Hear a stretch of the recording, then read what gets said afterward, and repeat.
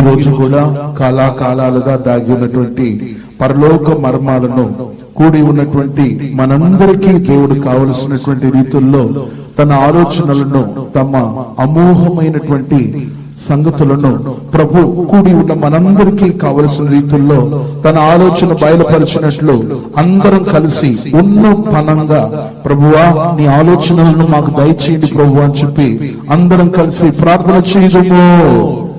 సర్వాధికారి ఈ యొక్క ఆశీర్వదింపబడిన వేళలో నాయన నీ కృపా సముఖముకు నాయన మేమందరం వచ్చి ఉన్నాము నాయన. నీ జీవం కలిగిన వాక్కులు వినుట కొరకు నాయన వేగిరపడి నీ పాదముల దగ్గర నాయన ప్రాధేయపడుతున్నటువంటి బిడ్డలు కలరు. ఈ రోజు దేవుడు నాతో ఏం మాట్లాడబోతున్నాడని ఆశతో తండ్రి వాంఛతో వచ్చినటువంటి బిడ్డలు ఉన్నారు నాయన. అటు బిడ్డలతో మాట్లాడడానికి నీ వాక్కులను మీరు సిద్ధపరచుకుని మా మధ్యకు దిగి వచ్చి ఉన్నావు. ఆ దయకై స్తోత్రం నాయనా. ఈ రోజు కూడా ప్రభువా నీ పరలోకపు గూఢార్థమైన సంగతులను అయా పామరులమైనటువంటి విద్య లేని వారమైనటువంటి మాకు అర్థం చేసుకునేటువంటి రీతుల్లో నాయన అర్థమయ్యేటువంటి శైలిలో మీరు మాతో ముచ్చటించబోతున్నావు. నీ మాట మా ప్రాణాలను తెఫరెళ్ళేటట్టు చేయబోతుంది. నీ మాట మమ్మను పుటం వేయబోతుంది. నీకు స్తోత్రాలు. ఈ అమోఘమైనటువంటి సంగతిని, మీ అమోఘమైనటువంటి వాక్కులను మీరు మాతో మాట్లాడండి. వినగల చెవులను, గ్రహించగల హృదయాలను నాయనా మీరే నాకు దయచేయండి. స్తుతి, ఘనత, మహిమ, ప్రభావములు మీకే ఆరోపిస్తూ యేసయ్య నామములో ప్రార్థించి వేడుకుంటున్నాను మా పరమ తండ్రి, ఆమేన్. ఈరోజు మనం వినబోతున్నటువంటి మన ప్రసంగం యొక్క అంశము నేను ఏ పాటి వాడను అనే అంశం మీద దైవ సందేశాన్ని మీ ముందుకు తీసుకుని వస్తున్నాను. నేను ఏ పాటి వాడను. హెబ్రీయులకు రాసిన పత్రిక 2వ అధ్యాయానికి మన బైబిల్ తెరచి 6వ వాక్యాన్ని నాతో కలిసి చూడండి. హెబ్రీయులకు రాసిన పత్రిక 2వ అధ్యాయం 6వ వాక్యం. అయితే ఒకడు ఒక చోట ఇలాగా దృఢముగా సాక్ష్యమిచ్చుచున్నాడు, నీవు మనుషుని జ్ఞాపకం చేసుకున్నట్టుకు వాడు ఏ పాటి వాడు, నీవు నరపుత్రుని దర్శించుటకు వాడే పాటి వాడు. ప్రియమైన వాళ్ళారా, ఈ వాక్య భాగంలో దేవుడు వచ్చి మానవులమైనటువంటి మనలను జ్ఞాపకం చేసుకోవడానికి మనం ఏ పాటి వారము. ఒకవేళ మీరు డైరీ రాసే వాళ్ళగా ఉంటే, నోట్బుక్ రాస్తున్న వారుగా ఉంటే, మీరు ఈ మెసేజ్ ను ఇలా రాసుకోండి, నేను ఏ పాటి వాడను, నేను ఏ పాటి దానను అని చెప్పి. ప్రియమైన వాళ్ళారా, ఆలోచించండి, మనం ఏ పాటి వాళ్ళం. సాక్షాత్తు ఈ భూమిని, ఆకాశమును, ఈ భూమి అందలి ఉన్నటువంటి సమస్త చెట్లను, జీవరాశులను, ఆకాశంలో ఎగిరే పక్షులను, సముద్రంలో నీళ్లలో ఉన్నటువంటి జలచరాలను సృజించినటువంటి దేవాతి దేవుడు మనలను జ్ఞాపకం చేసుకుంటున్నాడంట. ఈ రోజు కూడా ఈ మందిర ఆవరణంలో దేవుని వాక్యాన్ని వినడానికి వచ్చినటువంటి మనతో దేవుడు చెప్పే మాట ఏంటంటే, దేవుడు చెప్పే మాట, నా బిడ్డ, నీవు నన్ను ఆరాధిస్తున్నావు, నన్ను ఆరాధించడానికి వచ్చినటువంటి నిన్ను నేను జ్ఞాపకం చేసుకుంటున్నాను. నిన్ను నేను నా మదిలో పెట్టుకున్నాను. నా మనసులో నువ్వు ఉన్నావు, నా హృదయంలో నువ్వు ఉన్నావు, నా తలంపుల్లో నువ్వు ఉన్నావు అని చెప్పి దేవుడు నిన్ను చూసి అంటున్నాడు. నేను నమ్ముతున్నాను, ఈ మందిరంలో ఉన్నటువంటి మనలను, ఈ ఆలయంలో ఉన్నటువంటి మనలను దేవుడు జ్ఞాపకం చేసుకున్నాడు. జ్ఞాపకం చేసుకున్నాడా లేదా? జ్ఞాపకం చేసుకున్నారు అని చెప్పేవాళ్ళు ఒకసారి హల్లెలూయా చెప్పండి. హల్లెలూయా. ఈ మాట అపోస్తులుడైన పౌలు గారు చెప్పేటప్పుడు చూడండి, అయితే ఒకడు ఒక చోట ఇలాగ దృఢముగా సాక్ష్యం ఇచ్చుతున్నాడు. అది ఏ చోట అని చెప్పి గమనిస్తే 8వ కీర్తన 4వ వాక్యాన్ని చదవగలిగితే, కీర్తనలు 8వ అధ్యాయం 4వ వాక్యంగా మనం చదవగలిగితే, అక్కడే దేవుడు వచ్చి తన పిల్లలమైనటువంటి మనలను జ్ఞాపకం చేసుకున్నట్లు దేవుని మాట రాయబడి ఉంది. చూద్దాం ఒకసారి మీ బైబిల్ గ్రంథాన్ని తెరిచి 8వ కీర్తన 4వ వాక్యం. నీవు మనుషుని జ్ఞాపకము చేసుకొనుటకు వాడు ఏ పాటి వాడు, నీవు నరపుత్రుని దర్శించుటకు వాడు ఏ పాటి వాడు. అవును ప్రియమైన వాళ్ళారా, దేవుడు వచ్చి ఆఫ్టర్ ఆల్ మానవుని జ్ఞాపకం చేసుకోవడానికి మనం ఏ పాటి వాళ్ళం. మనం ఆఫ్టర్ ఆల్ ఒక దుమ్ము లాంటి వాళ్ళం, ధూళి లాంటి వాళ్ళం. కానీ మనలో దేవుడు ఏం చేస్తున్నాడంట, జ్ఞాపకం చేసుకుంటున్నాడంట.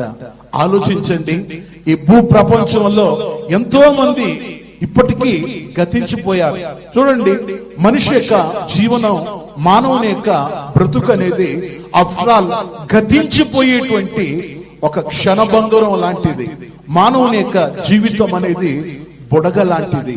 మానవుని యొక్క జీవితం కొంతలో కనబడి అంతలో మాయమైపోయే ఆవిరి లాంటిది. వర్షం పడుతున్న సమయాలలో గమనించినట్టయితే వాన కురిసేటప్పుడు నీటి బుడగలు వస్తుంటాయి. చూడండి, ఆ బుడగలు 10 సంవత్సరాలు బ్రతుకుతుందా, 100 ఏళ్ళు ఉంటుందా? చూడండి, అలా ఒకసారి ఒక బుడగ వస్తుంది, తప్పని ఆ బుడగ పగిలిపోతుంది. మానవులమైన మన జీవితం కూడా అంతే. మానవుని యొక్క జీవితం గమనించినట్టయితే ఒక బుడగ లాంటిది. ఈ బైబుల్ గ్రంథ ఆధారంగా పరిశీలన చేయగలిగితే మానవుని యొక్క బ్రతుకు అనేది, మనిషి యొక్క జీవితం అనేది గమనించినట్టయితే కొన్ని కార్యాలతో పోల్చబడి ఉంది. ఆవిరి లాంటిది మానవుని యొక్క జీవితం. మానవుని యొక్క జీవితం ఇప్పుడు మనం వింటున్నట్టు బుడగ లాంటిది. మానవుని యొక్క బ్రతుకు అనేది గమనించినట్టయితే కొంతలో కనబడి అంతలో లేకుండా ఆవిరైపోయేటువంటి దాంతో సమానం. కానీ చూడండి, కానీ మనల్ని దేవుడు ఇంకా మనల్ని ప్రేమించాడు.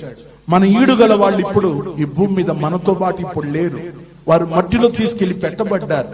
కానీ మనకు ఏదో హోదా ఉందని, లేదా పలుకుబడి ఉందని, అందచందాలు ఉందని, ఇంకా సిరి సంపదలు ఉందని దేవుడు ఇంకా మనల్ని బతికించలేదు. కేవలం మనం దేవుని యొక్క మదిలో ఉన్నాం, దేవుని యొక్క మనసులో మనం ఉన్నాం, దేవుని యొక్క తలంపుల్లో మనం ఉన్నాం. అవునని చెప్పే వాళ్ళు ఒకసారి హల్లెలూయా చెప్పండి. హల్లెలూయా, హల్లెలూయా. అవును ప్రియమైన వాళ్ళారా, మనం ఏ పాటి వాళ్ళు. బైబిల్ చెప్తా ఉంది, 144వ కీర్తన 3వ వాక్యాన్ని చదివితే, యెహోవా నీవు నరులను లక్ష్య పెట్టుటకు వారు ఏ పాటి వారు, నీవు ఎన్నిక చేయుటకు మనుషుడు ఏ పాటి వాడని చెప్పి 144వ కీర్తన 3వ వాక్యంలో రాయబడింది. చూద్దాం. యెహోవా నీవు నరులను లక్ష్య పెట్టుటకు వారు ఏ పాటి వారు, నీవు వారిని ఎన్నిక చేయుటకు మనుషులు ఏ పాటి వారు. చూడండి, ఏ పాటి వాళ్ళు. మనుషులను దేవుడు లక్ష్యం ఇస్తున్నాడు, మనిషిని దేవుడు జ్ఞాపకం చేసుకుంటున్నాడు. మనం దేవుని మనసులో ఉన్నాం కాబట్టి ఇంకా బ్రతికున్నాం. ఈ భూలోకంలో అందచందాలు ఉన్న వాళ్ళు ఉన్నారు, ఈ భూమి మీద ఎన్నో విషయాలు ఆరితేరిన వాళ్ళు ఉన్నారు. కానీ వాళ్ళు కనుమరుగైపోతున్నారు, వాళ్ళ యొక్క పేరు అలా మాసిపోతున్నాయి, వాళ్ళు భూమి నుండి గతించిపోతున్నారు. కానీ మనం ఇంకా ఉన్నామంటే దేవుని యొక్క కరుణ. అందుకే యోబు కూడా ఒక మాట చెప్తాడు. యోబు గ్రంథం 7:17గా చదవగలిగితే, మనుషుడు ఏ పాటి వాడు, అతన్ని నువ్వు గణపరచనేలా. చూడండి, దేవుడు మనిషిని గణపరుస్తున్నాడంట. అందుకే యోబు భక్తుడు అంటున్నాడు, మనుష్యుడు ఏ పాటి వాడు. 7వ అధ్యాయం 17వ వాక్యం.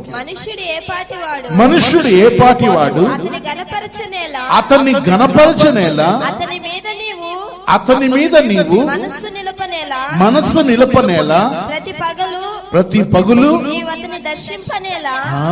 అతన్ని దర్శింపనేలా. హల్లెలూయా, హల్లెలూయా. అవును ప్రియమైన వాళ్ళారా, మన దేవుడు వచ్చేసి మనల్ని కనపరుస్తున్నాడంట. అవును, మనం దేవుని ఆలయానికి వచ్చేటప్పుడల్లా, ఆయన స్తుతించేటప్పుడు, ఆయన స్మరించేటప్పుడల్లా మన దేవుడు ఉన్నతమైన వారిగా మారుస్తున్నారంట. అందుకే మద్రాసులో జో మధు అని చెప్పేటువంటి ఒక సేవకుడు వాళ్ళ యొక్క చెల్లి వీణా దిసి అనేటువంటి వాళ్ళు ఓ పాట కట్టారు. ఆ పాటలు గమనించినట్టయితే మనం కూడా విని ఉంటాం. ఆ పాటలు గమనిస్తే వాళ్ళిద్దరు పాడే పాటలో మేము ఏ పార్టీ వాడనయ్యా, నేను ఏ పార్టీ దానయ్యా అని చెప్పి మంచిగా పాడుతున్నారు. ఒకసారి వినండి.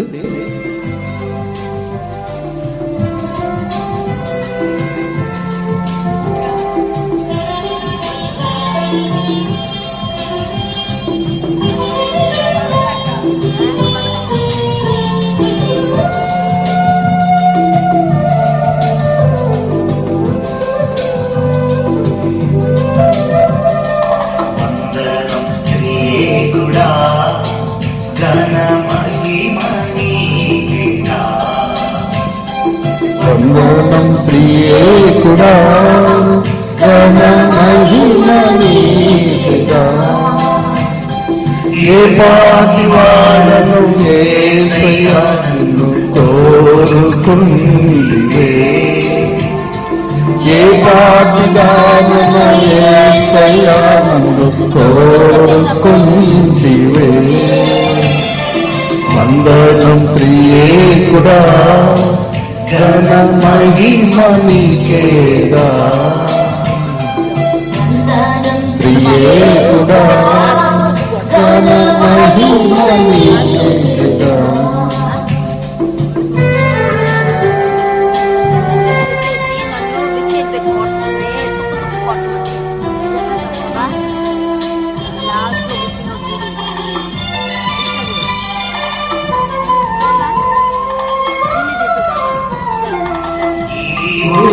నన్ను దయచేసితివి, నీ స్నేహమే నన్ను సుఖపరచితివి.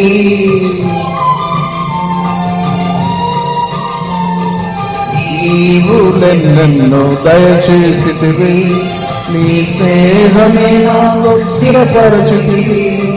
నీ పాద సేవ చేయుట కన్నా విలువైన భాగ్యం లేదు, నీ పాద సేవ చేయుట కన్నా విలువైన భాగ్యం లేదు నాకు. వందనం త్రియేకుడా, ఘన మహిమ నీకేగా. వందనం త్రియేకుడా, ఘన మహిమ నీకేగా.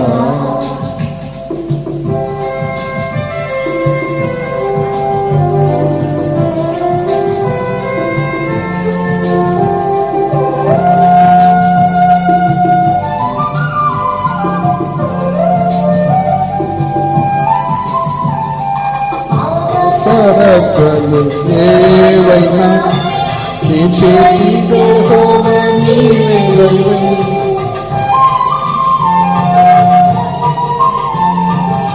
అవసరకలు ఏవైనా నీ చేతిలో నీవే.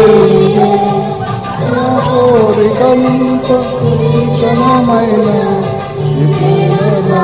యేసు, నా కోరికంత క్షణమైన యేసు. వందనం త్రియేకుడా, ఘన మహిమ నీకేగా.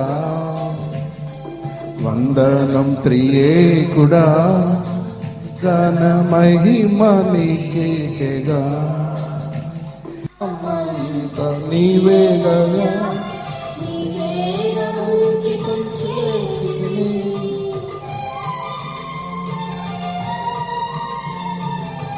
సర్వమంత నీవేనయ్యా, అంకితం చేసితివే. వేచియున్నాము సెలవిమ్ము దేవా, నీ ఆజ్ఞ పాటించెదను. వేచియున్నాను సెలవిమ్ము దేవా, నీ ఆజ్ఞ పాటించెదను. స్తోత్రం.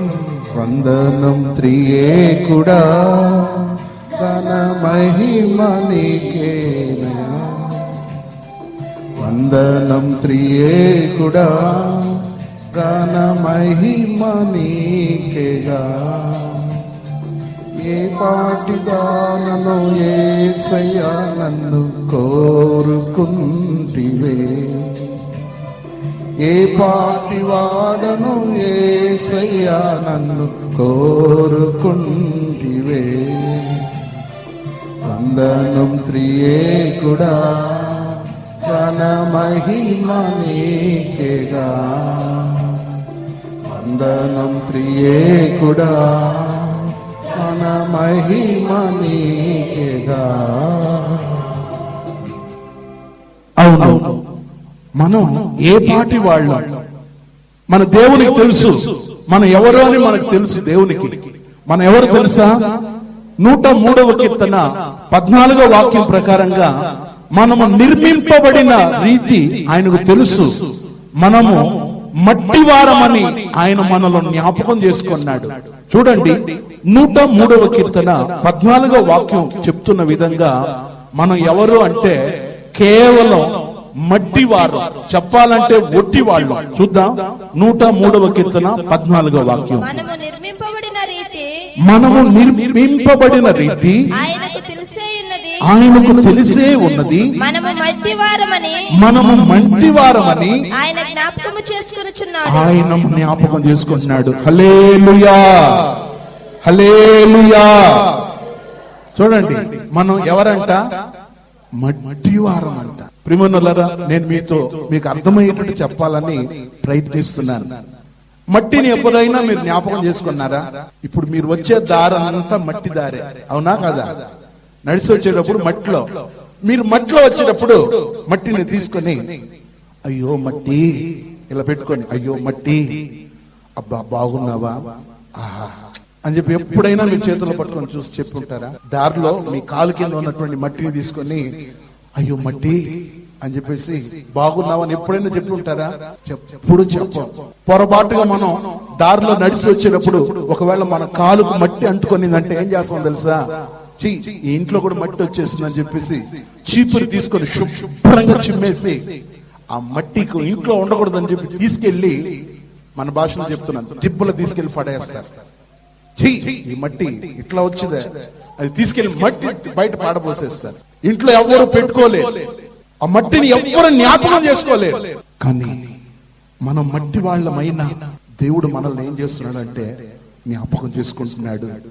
ఇప్పుడు కూడా కూర్చొని దేవుని ఆలయంలో దేవుని మాట వింటున్నాం. మన దేవుడు ఆలకిస్తున్నాడు పై నుండి. నా బిడ్డలు నన్ను ఆరాధిస్తున్నారు, నా వాక్యాన్ని రాసుకుంటున్నారు, నా మాటలు వింటున్నారు, నన్ను ఆరాధిస్తున్నారు నా బిడ్డలు అని చెప్పి దేవుడు పరము నుండి చూస్తూ మన ప్రతి ఒక్కరిని అబ్జర్వ్ చేస్తున్నాడు.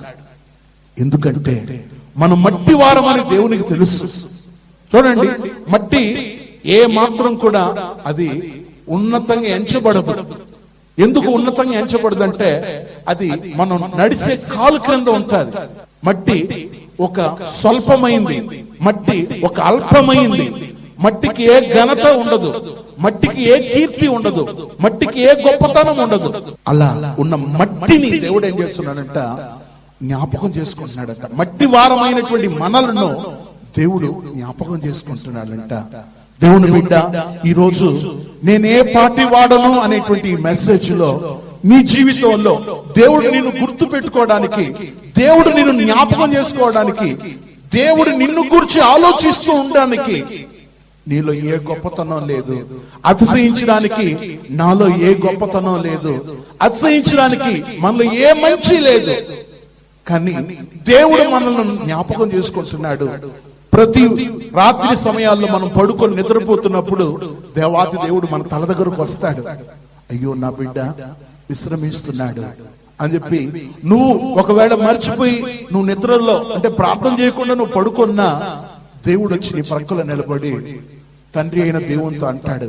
ఏమంటాడు తెలుసా? తండ్రివైన యెహోవా, ఓ తండ్రివైన దేవా, ఈ బిడ్డ ఆదమరిచి పని వలన అలసిపోయి నిద్రలో ఉన్నాడు. నేను ఈ బిడ్డ కొరకు ప్రార్థన చేస్తున్నాను. దేవా ఈ బిడ్డను కనికరించు, దేవా ఈ బిడ్డను ఆశీర్వదించు అని చెప్పి సాక్షాత్తు దేవాతి దేవుడు అంటారు. ఉలిక్కిపడి లేహేస్తుంటాం ఆపదలు వచ్చేటప్పుడు, లేదా తెల్లవార సమయాల్లో వెంటనే లేస్తున్నామంటే దేవుడు అప్పుడు మన కొరకు ప్రార్థన చేస్తాడు తండ్రికి, దేవా ఈ బిడ్డను ఈ రోజంతా ఆశీర్వదించు. నువ్వు దేవుని మర్చిపోతుంటావు, కొన్నిసార్లు దేవుని స్మరణ చేయడం నువ్వు తలంచకుండా ఉంటావు. కానీ దేవుడు నీ పక్షమున ఏం చేస్తున్నాడంట, నిన్ను జ్ఞాపకం చేసుకుంటున్నాడు. ఈయన నా బిడ్డ, ఈయన కొరకు నేను రక్తం కార్చాను, ఇతని నా బిడ్డగా నేను స్వీకరించానని చెప్పి సాక్షాత్తు దేవాతి దేవుడు ఏం చేస్తాడంట, మనల్ని జ్ఞాపకం చేస్తాడంట. ప్రాముఖ్యంగా దేవుడు 3 సందర్భాల్లో మనల్ని జ్ఞాపకం చేసుకుంటాడు. నేను ఒకటి మాత్రం చెప్పి ముందుకు వెళ్ళిపోతాను. ఎప్పుడు మనల్ని దేవుడు జ్ఞాపకం చేసుకుంటాడు తెలుసా? బైబిల్ గ్రంథాన్ని గమనించగలిగితే ఈ విధంగా బైబిల్ వాక్యం చెప్తుంది. ఎప్పుడు తెలుసా? 136వ కీర్తన 23వ వాక్యంలో మనము దీన దశలో ఉన్నప్పుడు మన దేవుడు మనల్ని జ్ఞాపకం చేసుకుంటాడు. చూడండి ఒకసారి 136వ కీర్తన 23వ వాక్యం. మనము దీన దశలో ఉన్నప్పుడు ఆయన మనల్ని జ్ఞాపకం చేసుకొనెను. హల్లెలూయా, హల్లెలూయా. చూడండి, దీన దశలో ఉన్నప్పుడు మనల్ని దేవుడు జ్ఞాపకం చేసుకున్నాడు. అంటే మనకి ఇంకా ఏ దారి తెలియనప్పుడు, మనం ఇంకా ఏం చెయ్యాలో తెలియని పరిస్థితి మధ్యలో అయోమయంలో ఉన్నప్పుడు మన దేవుడు ఏం చేస్తున్నాడంట, మనల్ని జ్ఞాపకం చేసుకుంటున్నాడంట. దేవుడి నామానికి స్తోత్రం కలుగును. అవును, మన యొక్క జీవితంలో మనం మనుషులందరి చేత వెలివేయబడి, మనుషులందరి చేత త్రోసివేయబడి, ఇక దిక్కు ముగ్గు అనే వాళ్ళు ఎవ్వరూ మనం లేకుండా ఒంటరిగా విడువబడేటప్పుడు దేవుడు ఏం చేస్తాడంట, నువ్వు అనాథవు కాదు, నేను నిన్ను విడువను, నా బిడ్డ నేనున్నాను నీతో అని చెప్పి దేవుడు మనల్ని వెనుతట్టి మనల్ని, నేను ఈ రోజు ఏ పార్టీ వాడను అనే ఈ మెసేజ్ లో గమనిస్తే, ఈ బైబిల్ ఆధారంగా నేను కొంతమంది జీవితాలలో ఎలాంటి తగ్గింపు వాళ్ళలో ఉండిందో ఆ తగ్గింపు మనలో కూడా ఉండాలని నేను పరిశుద్ధాత్మ యొక్క ప్రేరణ ద్వారా కొన్ని విషయాలు నేను మీతో చెప్పాలనుకుంటున్నాను. కొన్ని తగ్గింపు యొక్క మార్గాల్లో వెళ్ళాలా. కొంతమంది తమను తామే తగ్గించుకున్నారు. నేను ఈ ఉదయకాలం 7 మందిని నేను మీ ముందు పెట్టాలనుకుంటున్నాను. తమ జీవితాలను తగ్గించుకొని నేను ఏ పార్టీ వాడను అనేటువంటి ఆ ప్రశ్నలు వాళ్ళకు వాళ్ళే వేసుకున్నారు. వాళ్ళను గురించి ఈ రోజు నేను మీతో దేవుని వాక్యాన్ని పంచుకోబోతున్నాను. మొట్టమొదట బైబిల్ గ్రంథంలో మెషీబోషెత్ అనేటువంటి వ్యక్తి తన్ను ఎంత తగ్గించుకున్నాడో నేను మీతో చెప్పబోతున్నాను. మొట్టమొదట బైబిల్ ఆధారంగా మెషీబోషెత్ అనేటువంటి వ్యక్తి తాను ఎంత తగ్గించుకున్నాడంటే, చచ్చిన కుక్కతో అతడు తన్ను కంపేర్ చేసుకున్నాడు. చూడండి ఒకసారి బైబిల్ తెరచి, బైబిల్లో 2వ సమూయేలు గ్రంథం 9వ అధ్యాయం 8వ వాక్యానికి వెళ్దాం. 2వ సమూయేలు గ్రంథం 9వ అధ్యాయం 8వ వాక్యాన్ని చదవగా విందాం. అతడు వినండి, అతడు నమస్కరించి, అందరూ తీసుకోవాలని నా ఆశ.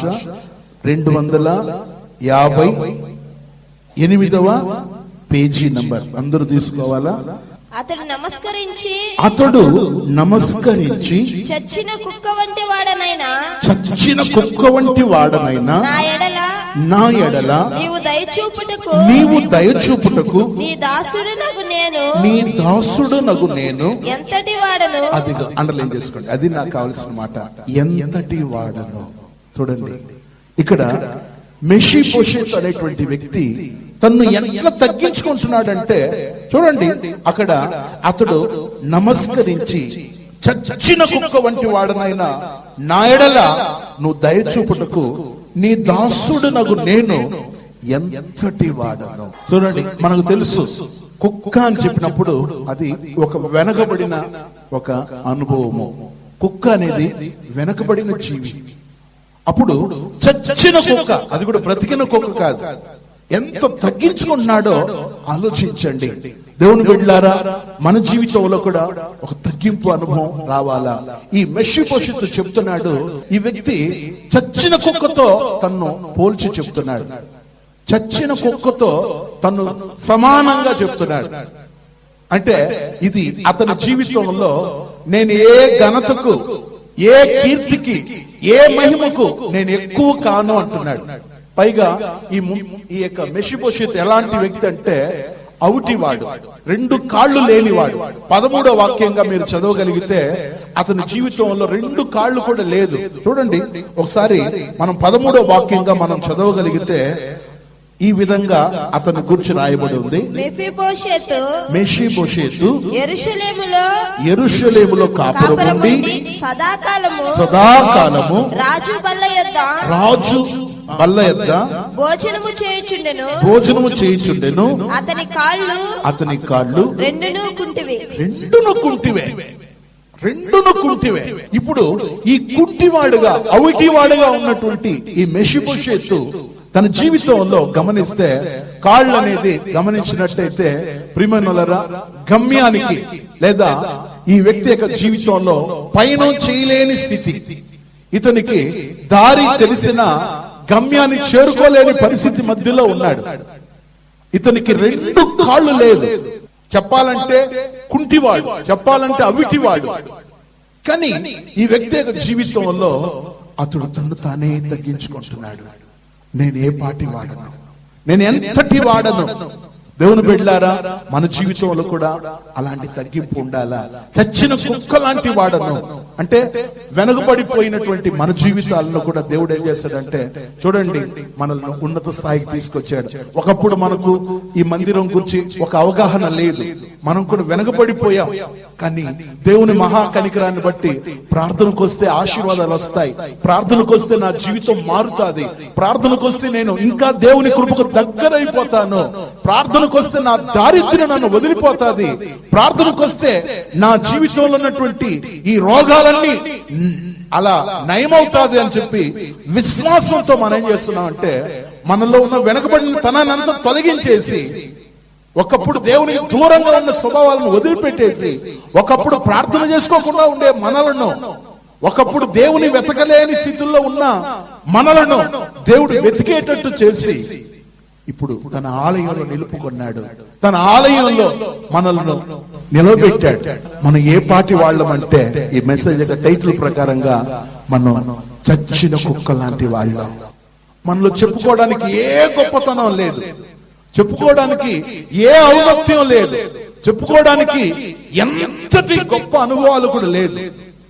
ఈ మెసేజ్ అయిపోయిన తర్వాత నేను ఒక 10 నిమిషాలు మీకు టైం ఇవ్వబోతున్నాను. మనం దేవుని సన్నిధిలో కొంచెం సేపు రోధించి తిరిగి వెళ్ళబోతున్నాం. ఆలోచించండి, ఏ పాటి వాళ్ళు లోకంలో కోటేశ్వరులు ఉన్నారు. వాళ్ళు తమ డబ్బు ముందు పెట్టుకొని, డబ్బా నన్ను రక్షించు, వాళ్ళ నగలు ముందు పెట్టుకునేసి, ఓ బంగారు ఆభరణాల మమ్మల్ని కాపాడండి అని చెప్తే క్షణం కూడా వాళ్ళకు ఆయుష్ ఇవ్వలేని డబ్బు, బైబిల్ గ్రంథంలో రాయబడినట్లు తమ ధనాన్ని వీధిలో పడవేసి కాపాడమని బోరుమని ఏడ్చే వాళ్ళు ఉంటారు రాబోయే రోజుల్లో. రాబోయే రోజుల్లో అన్ని భాషలు లేకుండా నేను ప్రవచనం చెప్తున్నాను.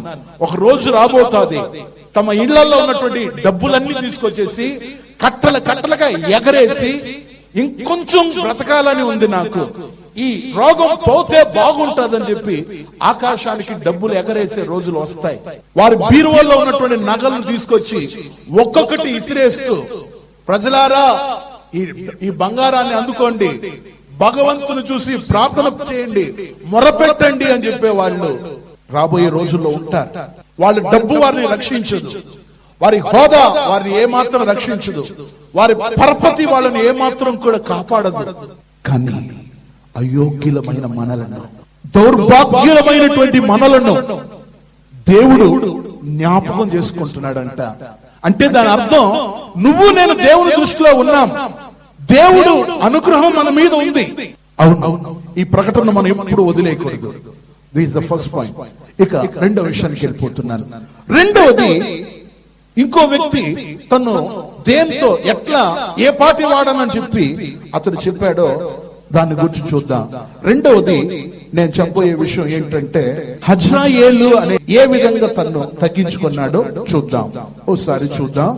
రెండవ రాజుల గ్రంథం 8వ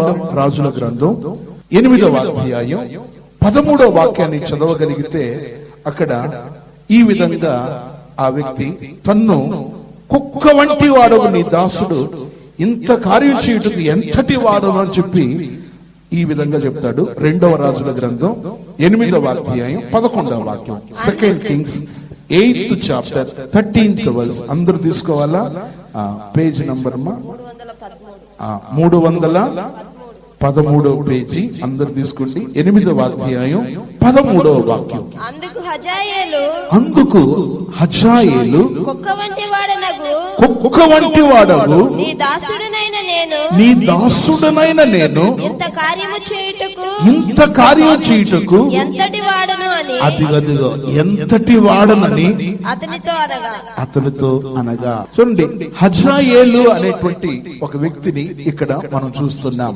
ఒక రోజు నేను క్లుప్తంగా చెప్తున్నాను. ఒక రోజు సిరియా రాజు జబ్బు పడ్డాడు. సిరియా రాజుకు ఒంట్లో బాగలేదు. అప్పుడు సిరియా రాజు ఏం చేశాడంటే, ఆ సిరియా రాజు క్రింద ఒక దాసుడే, ఒక పనివాడే ఈ హజాయేలు. అంటే ఈ హజాయేలు చాలా పనివాడు, రాజుకు గిన్నె అందించేవాడు, రాజుకు అసిస్టెంట్ గా ఉన్నాడు. ఒక రోజు ఈ సిరియా రాజు ఒంట్లో బాగలేదు, రాజుకు ఒంట్లో బాగలేదు. రాజు చెప్పాడు, ఓ హజాయేలు, నువ్వు వెళ్ళి దైవజనుడి దగ్గరికి వెళ్ళి నేను బాగవుతానా, నా వ్యాధి బాగవుతుందా లేదా, నేను అంతేనా, నా గురించి ఏంటో పోయి దైవజనుడి దగ్గర ఎలీషా దగ్గర కనుక్కొనిరా అని చెప్పి ఈ హజాయేలును పంపించాడు. ఈ హజాయేలు ఏం చేశాడంటే, దైవజనుడైనటువంటి ఎలీషా దగ్గరికి వెళ్ళాడు. దైవజనుడి దగ్గరికి వెళ్ళి నమస్కారం చేశాడు, సాష్టాంగ పడ్డాడు. అప్పుడు దైవజనుడు అడిగాడు, ఏంటి వచ్చావు అంటే, అయ్యా సిరియా రాజుకు ఒంట్లో బాగలేదు, నా యొక్క యజమానునికి, అతను బాగవుతాడా లేదా కనుక్కొని రమ్మని చెప్పి నన్ను పంపించాడు అన్నాడు. అప్పుడు దైవజనుడు ఏం చెప్పాడు తెలుసా, అతడు బాగవుతాడు కానీ అతడు బతకడు, చచ్చిపోతాడు. అంతేకాదు ఆ టైంలో చెప్తున్నాడు, నెక్స్ట్ రాజు నువ్వే రాజు అవుతావు, సిరియా రాజు చనిపోతాడు, చనిపోయిన తర్వాత నువ్వు అతనికి మారుగా రాజు అవుతావు అంటే. అప్పుడు ఆ హజాయేలు చెప్పిన మాటలే ఇప్పుడు చదివిన వాక్యం. అప్పుడే చెప్తున్నాడు, అయ్యా నేను ఎంతటి వాడు. మళ్ళీ ఒకసారి చదువమ్మా ఆ మాట, 13వ వాక్యం. అందుకు హజాయేలు కుక్క వంటి వాడనగు నీ దాసుడనైన నేను ఇంత కార్యము చేయుటకు ఎంతటి వాడను. ఇక్కడ కుక్క అని చెప్పేటప్పుడు ఇది దేన్ని చూపిస్తుంది అంటే, విశ్వాసాన్ని చూపిస్తుంది. కుక్క అనేది ఫస్ట్ ఏమో వెనకబడిన జీవి, కానీ ఇక్కడ చెప్పబడుతున్న ఈ కుక్క అనేది కుక్క విశ్వాసం కలిగేది. కుక్క చూడండి, ఒక ముద్ద అన్నం పెడితే తోకాడించుకుని వచ్చి మళ్ళా వాళ్ళకు కృతజ్ఞతగా ఉంటారు. ఈ హజాయేలు గమనించినట్టయితే తన యజమానుని దగ్గర నమ్మకమైనటువంటి భటుడుగా, నమ్మకమైన వానిగా కనబడుతున్నాడు. అవును దేవుని బిడ్డలారా, మనం దేవుని దగ్గర ఎంత నమ్మకంగా ఉంటామో దేవుడు అంతగా మనల్ని ఆశీర్వదించేవాడు. నిజము అని చెప్పేవాళ్ళు మీ కుడి చేయి ఒకసారి పైకెత్తి హల్లెలూయా చెప్పండి చూద్దాం. మీరు చెయ్యి ఎత్తేటప్పుడు నేను కూడా హల్లెలూయా చెప్తాను. బాగా ఎత్తండి, హల్లెలూయా. దేవుడు ఒక్కసారిగా మనల్ని హెచ్చించేవాడు. ఈ సిరియా రాజు పోయి పంపించాడు, తన పనివాడిని పంపించిపోయి దైవజనుడి దగ్గర కలుసుకొని అడుగు, నేను బాగవుతాను లేదా అని చెప్పి ఈ వ్యక్తి ఈ హజాయేలు వెళ్ళి అడుగుతున్నాడు, అయ్యా నా గురువు బాగవుతాడా, రాజుకు బాగవుతుందా లేదా. రాజు బాగవుతాడు కానీ చనిపోతాడు, అతనికి మారుగా నువ్వు రాజు అవుతావు, ఇది నా మాట, నువ్వు పోయి చెప్పు అన్నాడు. దేవుని బిడ్డలారా, ఇక్కడ నేను చెప్పే విషయం ఏంటంటే, మనం కూడా తగ్గించుకుంటే వెంటనే మనం హక్ చేయగలడు దేవుడు. నువ్వు అనుకుంటున్నావు ఇంతే ఇంకా నా జీవితం అనుకుంటావు, కాదు కాదు, నువ్వు నిరీక్షణతో ఉంటున్నావు. ఒక రోజు నీ జీవితం ఆశీర్వదించబడుతుంది. నాకు మన సంఘంలో ఉన్నటువంటి ఒక విశ్వాసి తల్లి యొక్క కుమారుడు ఎమ్మెల్యే, ఆయన పేరు సుందరం. ఇది మీంజూరులో జరిగిన విషయం చెప్తున్నాను. ఆ తల్లి చాలా భక్తి పర్రాలు, తన బిడ్డ కొరకు ఎంతో ప్రార్థన చేసే తల్లి. ఆయన ఎమ్మెల్యే పదవిలో ఉన్నాడు. ఒక రోజు జరిగింది ఏంటంటే, ఆయన ఉదయకాలాన్న ఆయన ఒక ప్రాంతానికి వెళ్ళేసి తిరిగి వస్తున్నాడు. ఆ పల్లెటూరులో ఒక కార్యక్రమం కొరకు వెళ్ళాడు. భూమి పూజ చేసేశాడు. అక్కడున్న ప్రజలందరినీ కనుక్కొని వాళ్లకు మేలు చేయాలని చెప్పి వెళ్ళాడు. తిరిగి రిటర్న్ వస్తున్న సమయం గమనిస్తే దగ్గర 30-40 ఈ పోలీస్ యొక్క బలగం, ఈ పోలీస్ యొక్క జీపులు వస్తున్నాయి, సైరన్ వేసుకుంటూ వస్తున్నారు. అప్పుడు ఈ ఎమ్మెల్యే గారికి ఏం అర్థం కాలే. ఆయన ఏమనుకున్నాడు తెలుసా, ఇదేంట్రా ఎవరో పెద్ద మంత్రి ఎవరో వాళ్ళు వెళ్తున్నట్టుందని చెప్పి ఈయన కూడా పక్కకు పోయాడు, పక్కకు తొలిగాడు. ఆయన వెహికల్ కూడా పక్కకు తిమ్మన్నాడు తన కారు. నేరుగా ఆ 30 వాహనాలు ఏం చేసింది తెలుసా, ఈ ఎమ్మెల్యే దగ్గరకు వచ్చి ఆపేసి ఈయనకేం అర్థం కాలే. అయోమయంలో ఉన్నప్పుడు వాళ్ళందరూ ఏం చేస్తారు తెలుసా, ఈయన దండేసి, అయ్యా ఇప్పటి వరకు నువ్వు ఎమ్మెల్యేగా ఉన్నావు, ఈ రోజు నిన్ను మంత్రిగా పదవి ప్రమాణ స్వీకారం చేయబోతున్నారు. సాయంత్రం 4 గంటలకు రాజ్భవన్ లో నువ్వు పదవి ప్రమాణం చేయాల్సి ఉంటుంది. అది చెప్పడానికే మేము వచ్చాం. ఆ వ్యక్తి ఒక్కసారి ఊహించుకోలేకపోయాడు, నేను మంత్రినా అది. ఆ వ్యక్తి విభ్రాంతి నొందిపోయాడు. అవును, దేవుని కార్యాలు చాలా గొప్పది, మన ఊహకు అతీతమైనది, మన మేధస్సుకు తెలియని కార్యం. అవును ప్రియమైన వాళ్ళారా, ఎక్కడ నువ్వు తగ్గించుకుంటావు అక్కడ నేను దేవుడు ఆశీర్వదిస్తాడు. నేను ఈ బైబిల్లో ఎన్నో సార్లు ఈ పరిశుద్ధ గ్రంథాన్ని చదివాను. ఈ బైబిల్లో తమను తగ్గించుకున్నటువంటి ప్రతి వ్యక్తి కూడా ఎంతో ఉన్నత స్థానాన్ని అధిరోహించినట్లు నేను చూస్తాను తప్ప, తగ్గించుకున్న వ్యక్తి దిక్కు ముక్కు లేకుండా పోయినట్లు నేను ఎక్కడ బైబిల్లో చూడలేదు. బైబిల్లో ఏ వ్యక్తి అయినా తను తగ్గించుకున్న వ్యక్తి ఉన్నత స్థలానికి హెచ్చించబడ్డాడు, ఉన్నత స్థలానికి గొప్పవాళ్లుగా మారారు. అందువల్ల నేను ఈ ఆరాధనలో ఈ మెసేజ్ వింటున్న మీతో చెప్పే మాట ఏంటో చెప్పనా, మనం ఎక్కడైతే తగ్గించుకుంటామో, ఎక్కడైతే మనల్ని మనమే తగ్గించుకుంటామో అక్కడ దేవుని యొక్క అనుగ్రహం మన కొరకు ఉంటుంది ప్రియమైన వాళ్ళారా. అందువల్ల మనం తగ్గింపు గలవారుగా ఉండాలా. చూడండి, ఆఫ్టర్ ఆల్ ఒక ఎమ్మెల్యేగా ఉన్నటువంటి వ్యక్తిని అంత ఉన్నత స్థానానికి, మంత్రి పదవికి ఉన్నతంగా దేవుడు హెచ్చించినప్పుడు ఎంతో గొప్ప ఆధిక్యత. ఆయనకి ఏ అర్థం కాలే, సుందరం అనేటువంటి ఆ ఎమ్మెల్యే గారికి నేను పదవి ప్రమాణం చేయాలన్నా అని చెప్పి విభ్రాంతి ఉంది, ఆశ్చర్యపోయాడు. అవును, ఈ హజాయేలు కూడా గమనించినట్టయితే, నువ్వు పోయి చూడు, నువ్వు ఈ మాట చెప్పు, నువ్వు రాజు అవుతావు అని చెప్పాడు. వెంటనే ఇతనికి ఏ అర్థం కాలే, పోయి రాజు దగ్గర, సిరియా రాజు దగ్గర చెప్పాడు. దైవజనుడు ఇలా చెప్పాడంటే ప్రియమనులారా, ఆ ప్రకారంగానే ఆ సిరియా రాజు చనిపోయాడు. ఆ స్థానానికి హజాయేలు రావడం జరిగింది. చూడండి, అతనికి తగ్గింపే ఆ రాజ పట్టాభిషేకానికి, ఆ తగ్గింపే అతని ఉన్నత స్థానానికి ఉన్నతంగా అధిరోహింప చేయగలిగింది. అవును ప్రియమైన వాళ్ళారా, మన జీవితంలో కూడా ఒక తగ్గింపే అనుభవం ఉండాలా. దేవునికి స్తోత్రం. సరే, టైం అయిపోతుంది, నేను మూడో విషయానికి వెళ్ళాలనుకుంటున్నాను. మూడవది, మోషే కూడా తను తగ్గించుకున్నాడు. చూడండి, నిర్గమకాండం 3:11 మనం చదవగలిగితే అక్కడ ఒక మాట ఈ విధంగా రాయబడి ఉంది. చూద్దాం. నిర్గమకాండం 3వ అధ్యాయం 11వ వాక్యం. అందుకు మోషే నేను ఫరో యొద్దకు వెళ్ళుటకును ఇశ్రాయేలీయులను ఐగుప్తులో నుండి తోడుకొని పోటుకును ఎంతటి వాడనని దేవునితో అనగా, ఎంతటి వాడను. చూడండి, అనులయం చేసుకోండి, ప్రతి ఒక్కరు కూడా ఈ పదాన్ని ఉపయోగిస్తున్నారు. ఎంతటి వాడను. అవును ప్రియమైన వాళ్ళారా, అక్కడ ఆ యొక్క సందర్భంలో ప్రతి సమయంలోనూ తమను తామే తగ్గించుకున్నాడు. మెషిబోషెతు తగ్గించుకున్నాడు, నేను ఏ పార్టీ వాడు, ఎంతటి వాడను. హజాయేలు తగ్గించుకున్నాడు. ఇక్కడ మోషే కూడా చెప్తున్నాడు, నేను ఇశ్రాయేలు ప్రజలను నడిపించడానికి నేను ఏ పార్టీ వాడను, ఎంతటి వాడను.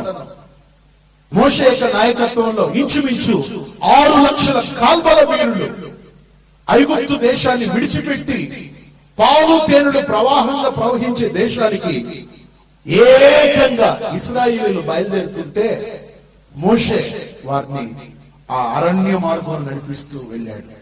మోషే చెప్తున్న మాట, నేను ఫరో యొద్దకు వెళ్ళడానికి, ఇశ్రాయేలు ఐగుప్తు నుండి తోడుకొని పోవడానికి నేను ఎంతటి వాడను.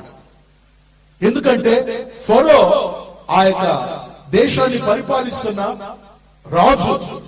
ఎందుకంటే ఫరో ఆ యొక్క తన యొక్క అధికార బలాన్ని, తనకున్నటువంటి రాజ్యాన్ని, తనకున్నటువంటి మంత్రులను బట్టి, తనకున్నటువంటి ఆ శూరులను బట్టి, తన దగ్గర ఉన్నటువంటి రథాలు రౌతులను బట్టి విర్రవీగే వ్యక్తి, గర్వించే వ్యక్తి. దేవుని ప్రతినిధిగా దేవుడు పంపుతున్నాడు. నువ్వు వెళ్ళు, నేను నీతో ఉంటాను. నీవు ఏం చెప్పాలనో, నువ్వు ఏం పలకవలసింది నేను ఆ సమయంలో పలికిస్తాను. నువ్వేం వరి కావద్దు. మోషే వెళ్ళు అన్నప్పుడు మోషే తగ్గించుకున్నాడు. నేనే పాటి వాడను, ఎందుకంటే నేను సరిగా మాట్లాడలేని వాడను, నాలుక మాంద్యం గల వాడిని. నేను ఏం చెప్పాలనో నా నాలుక చక్కగా మాట్లాడని వాడను. నేను అక్కడికి వెళ్ళి ఏం చెప్పాలా, చేతకాని వాడిలాగా నేను మిగిలిపోవలసి ఉంటుంది. నేను వెళ్ళాను అంటే దేవుడు అన్నాడు, నేను నీతో మాట్లాడతాను, నీ సహోదరుడు అహరోను నీకు నోరుగా పెడతాను, నువ్వు వెళ్ళు అని చెప్పి ఆ టైంలో కూడా ఆ యొక్క మోషేను వెనుదట్టి దేవుడు పంపించాడు. దేవుని మాట ప్రకారంగా మోషే ఆ చోటికి వెళ్ళడం గమనించవచ్చు. అంటే తన దగ్గర అంత కాల్వల వీరులను, అంతమంది జనాంగాన్ని దేవుడు మోషేకు అప్పగించాడు. వీరిని నువ్వు ఐగుప్తు దేశం నుండి కానాను దేశానికి వీరిని నువ్వు తోడుకొని వెళ్ళాలా, నేను నీతో ఉంటాను, నీతో అద్భుతాలు చేయిస్తాను, నీతో మహత్కార్యాలు చేయిస్తాను, నిన్ను నేను ఘనమైన వాడిగా చేస్తానని చెప్పి దేవుడు ఆ వ్యక్తిని అలా ఆశీర్వదించాడు. ప్రియమైన వాళ్ళారా, ఇది మూడవ విషయం. ఇక నాలుగవ విషయానికి వెళ్దాం. నాలుగవది గమనించినట్టయితే సొలొమోను తన జీవితంలో తగ్గించుకున్నాడు.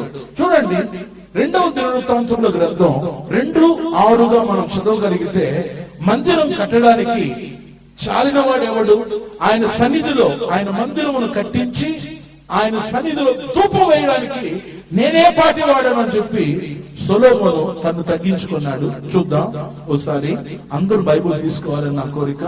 2వ దినవృత్తాంతముల గ్రంథం 2వ అధ్యాయం 6వ వాక్యం.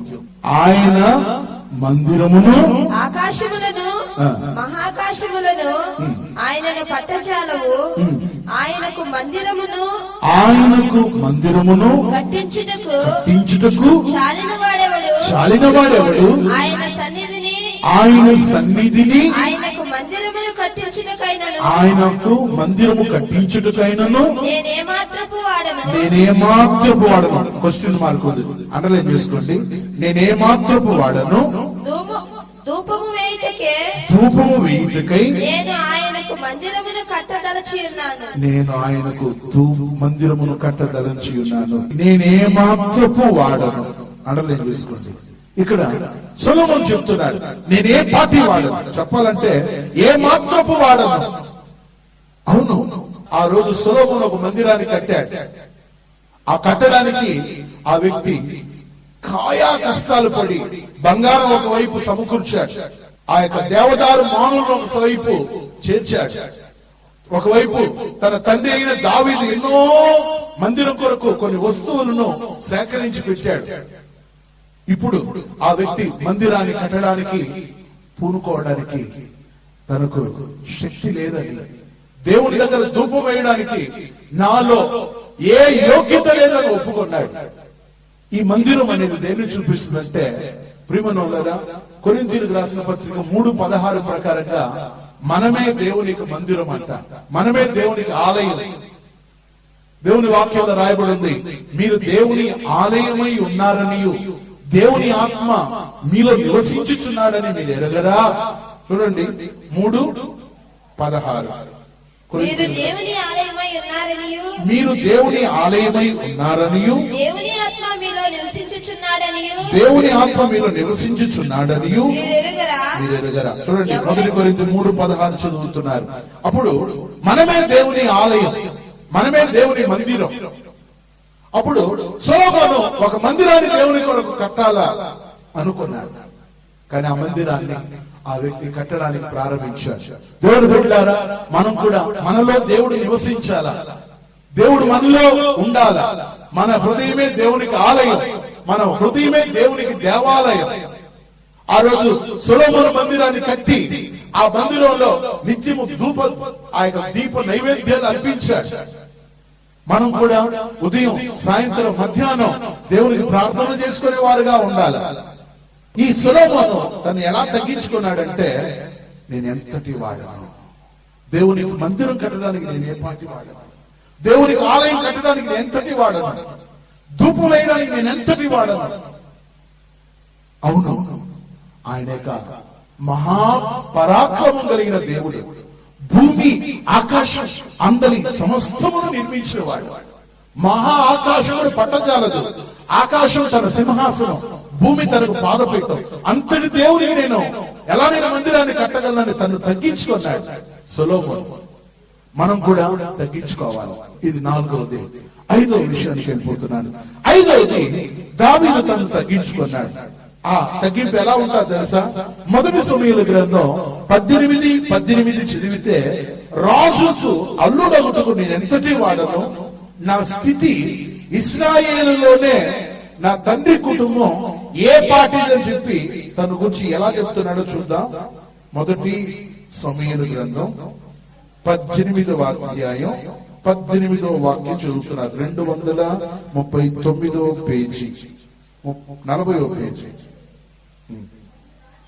అందుకు దావీదు రాజులకు అల్లుడగుటకు నేనెంతటి వాడను, అండర్లైన్ చేసుకోండి, నేనెంతటి వాడను, నా స్థితినైనను ఇశ్రాయేలులో నా తండ్రి కుటుంబమునైనను ఏ పాటివని సౌలుతో నేను. హల్లెలూయా, హల్లెలూయా. చూడండి, దావీదు చెప్తున్నాడు సౌలుతో చెప్పే మాటలు ఇవి. ఏమంటున్నాడంటే, రాజునకు అల్లుడునొకటుకు నేను ఎంతటి వాడను, నా స్థితి ఇశ్రాయేలులో నా తండ్రి యొక్క కుటుంబం ఏ పాటిది. చూడండి, ఇశ్రాయేలులో ఆ యొక్క వీళ్ళ యొక్క కుటుంబం చాలా స్వల్పమైంది, చాలా అల్పమైంది. చెప్పాలంటే బైబిల్ గ్రంథంలో ఉన్నట్లు యెషయా గ్రంథం 11వ అధ్యాయంలో గమనించినట్టయితే, యెషయి అనే ముద్దు నుండి ఒక చిగురు పుడుతుందంట. బైబిల్ ప్రవచనం యెషయి 11వ అధ్యాయంలో యెషయి నుండి ఒక ముద్దు చిగురుతుందంట, చిన్న చిగురు. యెషయి చిగురు ముద్దు నుండి చిగురు పుట్టును, దాని వేర్ల నుండి అంకురం ఎదిగి ఫలించును. అంటే ఇది ప్రవచనం ఏంటంటే, చిన్న అంకురం నుండి ఒక చిన్న చిగురు పుడతాదంట. ఆ చిగురు అలా అలా పెరిగి పెరిగి పెరిగి ఒక పెద్ద వృక్షంగా ఉన్నతంగా మారుతారు. ఇది ఆ యొక్క యెషయి యొక్క కుటుంబం. చెప్పాలంటే ఈ దావీదు యొక్క ఇంటి యొక్క స్థితి అది. ఎన్నికలేని ఒక కుటుంబం, ఎన్నికలేని ఒక జనం, ఎన్నికలేని ఒక వంశం. కానీ ఆ జీవితంలో, ఆ కుటుంబంలో దేవుడు ఒక పరిశుద్ధత అనేటువంటి ఒక చిగురును చిగురింపజేసి ఉన్నత స్థాయికి హెచ్చించాడు. అవును ప్రియమైన వాళ్ళారా, మన జీవితంలో కూడా ఆ దీన స్థితిలోనికి మనం కూడా వచ్చేటప్పుడు దేవుడు గొప్ప ఆశీర్వాదాలు కడతాడు. మనం అన్ని నాకు తెలుసు అనేటప్పుడు మనకి ఏమీ తెలియదు, అన్ని నా వల్ల అవుతుందని చెప్పేటప్పుడు మనం ఏదీ చేయలేదు. అందువల్ల మనలో తగ్గింపు ఉండాలా. నేను పెంతుకోస్తే సంస్థలో ఉన్న రోజులు అవి. బాగా వాక్యం చెప్పగలను నేను పెద్దగా అనుకునేవాడిని, నాకు అన్ని తెలుసు అనుకునేవాడిని. నాకు కూడా బుద్ధి తక్కువ, నేనేం పెద్ద యోగ్యం కాదు, ఉన్నది ఉన్నట్లుగా చెప్తా. ఎందుకంటే ఏ కన్వెన్షన్ లోనైనా పాస్టర్ గారు వాక్యం చెప్పని చెప్పేటప్పుడు నాకు అన్ని తెలుసు అనేటువంటి ఉద్దేశంతో చెప్పేవాడిని. ఒకరోజు నా బుద్ధిహీనత ఏంటో దేవుడు నాకు ఒక గుణపాఠం చెప్పాడు. పెద్ద స్టేజ్, ఆ స్టేజ్ లో పెద్ద పాస్టర్ రావాల్సింది. ఆ రోజు జరిగింది ఏంటో తెలుసా? పెద్ద పాస్టర్ వచ్చేసి రాలేకపోయారు, మద్రాసులో ఉండే ఆయన రాలేకపోయారు. అప్పటి వరకు నేను స్టేజ్ వర్క్ అంతా చూసుకున్నాను. ఎప్పుడు కన్వెన్షన్ అయినా పిఏ సిస్టమ్ మైక్ దగ్గర నన్ను పెడతారు. ఆ మైక్ సిస్టమ్ అంతా మొత్తం అరేంజ్ చేశారు. దగ్గర దగ్గర 70,000 వాటేజ్ ఆ యొక్క సిస్టమ్. ఇంచుమించు 15,000 మంది కూర్చునే ప్రాంగణం అది, మైదానం. అప్పటి వరకు అన్ని రెడీ చేశాను. అన్ని రెడీ చేసిన తర్వాత ఇక పోయి స్నానం చేసుకుని మీటింగ్ వస్తాంలే. అప్పుడు అనుకున్నాను, బాగా టిఫిన్ చేసేసి కొద్దిసేపు రెడీ అయిన తర్వాత మీటింగ్ రావచ్చులే, అప్పటి వరకు పాటలు పాడుతూ ఉంటారంటే అలా అనుకుంటూ నేను ఆ మీటింగ్ గ్రౌండ్ నుండి బయటికి వెళ్లే సమయంలో పాస్టర్ గారు ఆగమన్నారు. ఏంటి పాస్టర్ గారు అన్న, అన్ని పెట్టేశాను కదా, అన్ని మైక్ సిస్టమ్ అంతా అరేంజ్ చేశాను కదా అన్న. అప్పుడు పాస్టర్ చెప్పాడు, తంబి ఈరోజు ప్రసంగం చేసే పాస్టర్ గారు కొన్ని అనివార్య కారణాల వల్ల రాలేకపోతున్నారు, వాక్యం నువ్వు చెప్పాలి. ప్రియమైన వాళ్ళారా, అప్పుడు నేను 2 సార్లు చెప్పాను. నేను చెప్పలేనయ్యా, పెద్దవాళ్ళు ఉన్నారు, నాకంటే పెద్ద పాస్టర్లు ఉన్నారు, వాళ్ళ చేత చెప్పింది. కాదు నువ్వే చెప్పాలా. ఇక పాస్టర్ గారి పరిస్థితి అర్థమైంది, ఆయన చెప్పే సిచ్యువేషన్ నాకు అర్థమైంది. అప్పుడైనా నేనేం చేసి ఉండాలి తెలుసా? సరే టైం కొంచెం ఉంది, కొంచెం సేపు అయినా ప్రార్థన చేసుకోవాలని అనుకుని ఉండాలా. కానీ మట్టి అంతా ఉండటం వలన పోయి స్నానం చేసుకొని వాక్యం చెప్తానులే అనుకుని ఆ ఉద్దేశంతో ఉన్నాను. పోయి స్నానం చేశాను.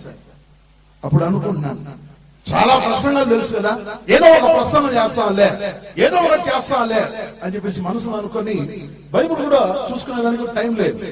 ఎందుకంటే స్తోత్ర పాట 5:30కే ప్రార్థనతో ప్రారంభం అయిపోతాం. మీకు తెలుసు, ఎక్కువసేపు పాటలు పాడడం ఎందుకు వస్తుంది మన యొక్క సంస్థలో. 3 పాటలు పాడేసారి ఒక చిన్న సాక్షి. అలా టైం అయిపోతా ఉంది. పోయి స్నానం చేసుకొని మళ్ళీ గ్రౌండ్కి వచ్చే లోపల మందిరం దూరంలో ఉంది. పోయి రెడీ అయ్యి వచ్చే లోపల 2వ పాట పాడతా ఉన్నారు. 3వ పాట అయిపోయింది. సాక్ష్యం ఆ రోజు చూడు నా టైం బాలే, ఆ చెప్పవలసిన బ్రదర్ కూడా సాక్ష్యం సరిగా చెప్పలే. ఇంకా పాస్టర్ గారు తమ్మి లేచి వాక్యం చెప్తారు, పాస్టర్ వాక్యం చెప్తారని చెప్పేసి. ప్రేమనాథారు, మీరు నమ్మండి నమ్మకపోండి, బైబిల్ ఓపెన్ చేసి ఒక వాక్యం ధ్యానం చేసుకుందామని చెప్పి వాక్యం చెప్పానే తప్ప నా మైండ్ లో ఒక్క వాక్యం కూడా లేదు. మొత్తం నిర్మానుష్యం అయిపోయింది, మొత్తం బ్లాక్ అయిపోయింది. అప్పుడు నా స్థితి నాకు తెలుసు. అన్ని తెలుసు అనుకున్నావే, అన్ని సాధించగలవనుకున్నావే, ఇప్పుడు ఏంటని నా అంతరాత్మ నన్ను ప్రశ్న వేస్తావు. ప్రియమైనోళ్ళారా, నేను తగ్గించుకొని చెప్తున్నాను. ఇప్పుడు ఒకప్పుడు ఓహో చెప్పేవాడు తంగదలు ఖచ్చితంగా బాగా చెప్తారని వాళ్ళందరూ ఎక్స్పెక్ట్ చేస్తున్నారు. మంచి వాక్యం చెప్తాడు ఈ రోజు అని. కానీ నాకు వాక్యమే కనీసం చెప్పిన ఆ రెఫరెన్స్ కూడా గుర్తులేని పరిస్థితి. గుడ్డివారి చేతుల్లో డబ్బులు కట్టలిస్తే లెక్క పెట్టగలడా? గుడ్డివారి చేతుల్లో కట్టించేసేస్తే అతడైనా తడుకొని ఒకవేళ లెక్క చెప్పగలడేమో, కానీ నాకు మాత్రం ఏం తోచలేదు. ఇక దారి తెన్ను నాకు తెలియలేకుండా ఒక్కటి చేశాను. ఏం చేశాను తెలుసా? ఆ స్టేజ్ మీద చాలా 14,000 మంది ఉన్నారు. గ్రౌండ్ మొత్తం కిక్కిరించింది. అక్కళ్ళు ఒకవైపు పాటలు పాడుతున్నారు, బ్రదర్లు ఒకవైపు ఇన్స్ట్రుమెంట్స్ వాయిద్యం వాయిస్తున్నారు. నేను వాక్యం చెప్పాను, 2-3 నిమిషాలు అయింది, చెప్పలేని స్థితిలో ఉన్నాను. ప్రభువా, ఇప్పుడు నేనేం చేయాలి? అక్కడే మోకాలు వేసిన స్టేజ్ మీద ఇట్లా మోకాలు వేసి, ప్రభువా నేనేదో చెప్పాలనుకున్నాను, నేనేం చెప్పలేకపోతున్నాను నాయనా, ఇప్పుడు ఏం చెప్పాలా? నాకు నువ్వే చెప్పాలి నాయనా అని చెప్పి ప్రార్థన కొరకు నేను మోకాలు వేశాను. అలా అందరూ చూస్తున్నారు. చిన్న పాట అందుకోండి అని చెప్పేసి పాట పాడకపోతే ఏం చెప్పారంటే, ఒక చిన్న కోరస్ అందుకోమన్నాను. ఆమె కోరస్ పాడుతా ఉంది. కోరస్ పాడడం మొదలైంది. ప్రేమనోళ్ళ పల్లవి పాడింది, ఒక చరణం పాడారు. నేను ప్రార్థన ముగించిన అదే వాక్యాన్ని మళ్ళా చదవమన్నాను. అతిశయంగా ఇప్పుడు చెప్పట్లేదు. అప్పుడు వరకు ఆ మోకాలు వేయడానికి ముందు వరకు నా అతిశయం ఉండింది. ఎప్పుడైతే నేను దేవుని దగ్గర క్షమాపణ అడిగి, ప్రభువా నిన్ను ముందు పెట్టుకోకుండా నేను ధ్యానం చేయకుండా వచ్చి చెప్పడం తప్పైంది నాయన, ఒకసారి కనికరించు ప్రభు అని చెప్పి ఎప్పుడైతే నన్ను తగ్గించుకున్నాను, ప్రియమైన వాళ్ళారా, ఆ రోజు దేవుని కృపను బట్టి మంచి ఒక వాక్యాన్ని చెప్పాను. నా భవిష్యత్తులో, నా జీవితంలో, నా సేవా జీవితంలో ఈ 25 సంవత్సరాల్లో అలాంటి వాక్యాన్ని నేను ఎప్పుడు చెప్పలేదు. అంతగా దేవుని దగ్గర నన్ను తగ్గించుకోవటం వల్ల ఆ స్టేజ్ మీద నేనేం లేదు, నేను ఒక జీరో అనే స్థాయికి నన్ను దేవుడు తీసుకొచ్చాడు. ఎప్పుడైతే నన్ను జీరోగా చేశానో నా దేవుడు ఆ సమయంలో నన్ను హీరోగా మార్చాడు. అందరికీ ఆశీర్వాదకరమైన వర్తమానం చెప్పావు, అందరినీ పాస్టర్ గారు లేపి నిలబెట్టి అందరినీ కన్నీరు కార్చాడు. ఇంతగా ప్రభువా మా ఎడలు నీ దయ ఉందా ప్రభువా అని చెప్పి జనం అంతా కూడా దేవుని వైపు తిరిగారు. నేను ఎందుకు చెప్తున్నానంటే, కొన్నిసార్లు మన బుద్ధిహీనత వలన మనం దేవుని దగ్గర నుండి వచ్చే ఆశీర్వాదాలను నాలాంటి ఆ యొక్క అవివేకం వలన కొన్నిసార్లు పెద్ద పెద్ద ఆశీర్వాదాలను మనం పోగొట్టుకుంటూ ఉంటాం. కానీ ఈ రోజు గ్రహించవలసింది ఏంటంటే, నేనే పాటి వాడను, నేను ఎంతటి వాడను. అప్పుడు ఈ దావీదు తను తగ్గించుకున్నాడు. ఆ రోజు కూడా దావీదు జీవితం నుండి చూపిస్తాను. ఆ రోజు దావీదు తన జీవితంలో గ్రంథం 29వ అధ్యాయం 14వ వాక్యంలో మనపూర్వకంగా దేవునికి కానుకను ఇవ్వడానికి సమర్థత నాకు ఎంత మాత్రం లేదని చెప్పి చెప్తాడు. మొదటి దినవృత్తాంతములు 29 first chronicles 29th chapter 14th verse 29వ అధ్యాయం ఈ ప్రకారము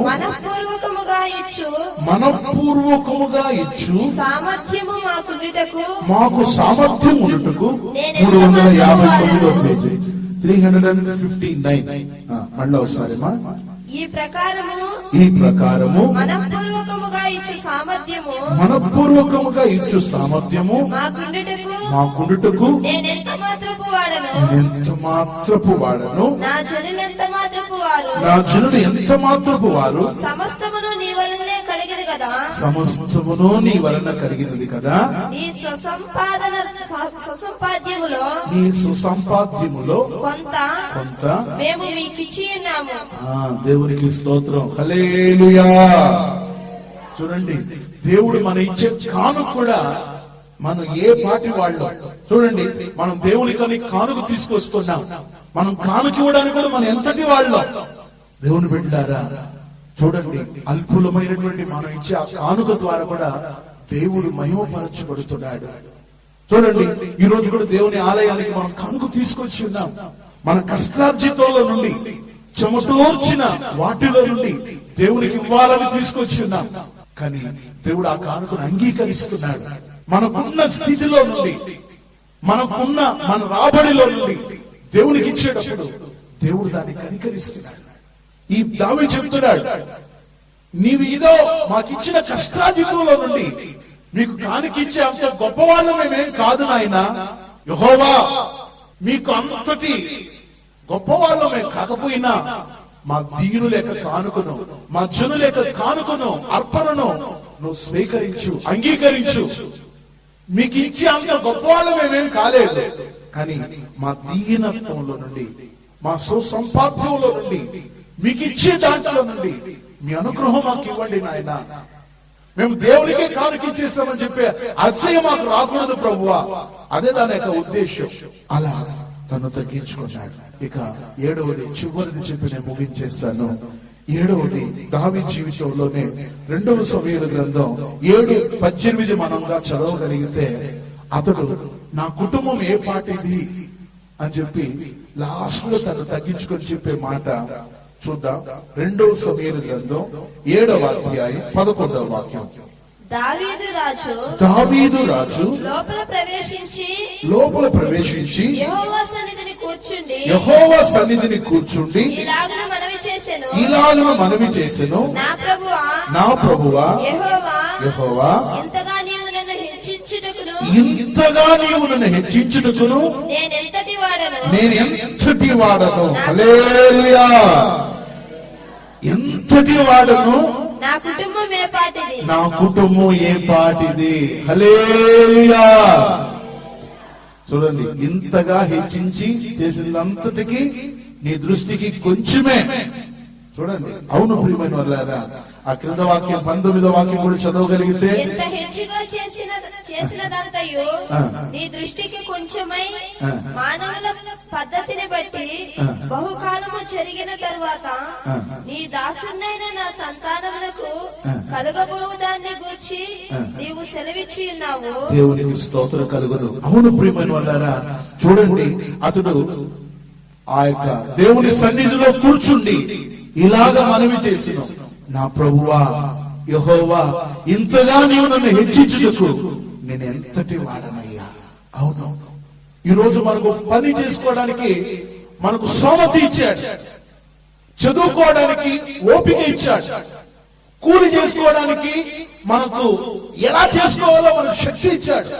మనకంటే ఆరోగ్యంగా ఉన్న వాళ్ళు చేసుకోలేకపోతున్నారే, మనకంటే ఎక్కువ చదువుకున్న వాళ్ళకు ఉద్యోగాలు రాకుండా ఉందే, మనకంటే ఎంతో గొప్ప వాళ్ళు ఆరోగ్యంగా లేకుండా ఉన్నారే. కానీ మనం ఈరోజు నడవగలుగుతున్నామంటే, మన పని ఏదో చేసుకోగలుగుతున్నామంటే, 3 పూట్ల మన ఆహారం భుజించగలుగుతున్నామంటే, బట్టలు కట్టుకొని ఈ సమాజంలో మనం కూడా మనిషిగా మెలుగుతున్నామంటే ఇది దేవుని అనుగ్రహం కాదా? నేను ఈ వాక్యాన్ని ముగిస్తున్నాను. నేనే పాటి వాడను. అందరూ పెద్ద మొక్కలు వేసుకున్నాను. కొంచెం సేపు దేవుని సన్నిధిలో మనం నిదానించుకోబోతున్నాం. సమయం 1 గంట కాబోతుంది. నేను ఎంచిపోతున్నాను. నేను ఈ కూటాన్ని ముగించుకోరుతున్నాను. నేను ఏ పాటి వాడను. నాకున్న బుద్ధిహీనత ఒకవేళ మేము కూడా ఒకవేళ అప్పుడప్పుడు వచ్చిందేమో. నేను ఏ రోజైతే నన్ను జీరోగా చేసుకున్నాను, ఆ రోజు నాకు ఒక సరైన ఒక అభిషేకాన్ని దేవుడు నాకు ఇచ్చాడు. మనం ఏ పాటి వాళ్ళం? మనల్ని దేవుడు జ్ఞాపకం చేసుకుంటున్నాడే. మనం ఎంతటి వాళ్ళం? ఆఫ్టర్ పల్లెటూరులో ఉన్న వాళ్ళం. మనం ఆఫ్టర్ చిన్న టౌన్ లో ఉన్న వాళ్ళం. హోదా ఉందని పలుకుబడి ఉందా అనుకొని గర్వించిన వాళ్ళం ఒకప్పుడు. బైబుల్ చెబుతుంది, యుద్ధ దినమున గుర్రము లేక బలం అక్కరకు రాదు. నీ తెలివి కానీ, నీ అందం కానీ, నీ హోదా కానీ అది ఉపయోగం కాదు.